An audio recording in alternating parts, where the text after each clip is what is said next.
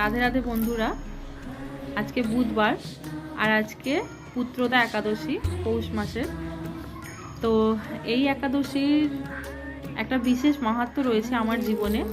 তো আজকে তোমাদের সাথে সেটাই আমি শেয়ার করতে চাই এই ভিডিওটার মাধ্যমে। তো এই একাদশীটা আমি করেছিলাম আজ থেকে প্রায় 2 বছর আগে, 2024-এ সেম একাদশী জানুয়ারি মাসে করেছিলাম। সেদিনকে রবিবার ছিল। তো সেই একাদশীটা আমি মন থেকে করেছিলাম, আর ঠাকুরের কাছে যা চেয়েছিলাম আমি তাই পেয়েছি। আমার গুড়িয়াকে আমি পেয়েছি। জানুয়ারি মাসে একাদশী করে ফেব্রুয়ারি মাসে গুড়িয়া আমার পেটে এসেছিল। তো এই জন্যেই এই একাদশীর গুরুত্বটা আমার কাছে অনেক বেশি, আর আমি এটা প্রত্যেক বছর করার চেষ্টা করি। আগের বছরে করেছি, এবছরেও করেছি, আর ভগবান যদি শক্তি দেয় তাহলে প্রত্যেক বছরই করব। তো তোমাদের কার জীবনে কি কি একাদশীর কোন কোন গুরুত্ব রয়েছে তোমরা জানিও কমেন্টে। ততক্ষণ ভালো থেকো, সুস্থ থেকো।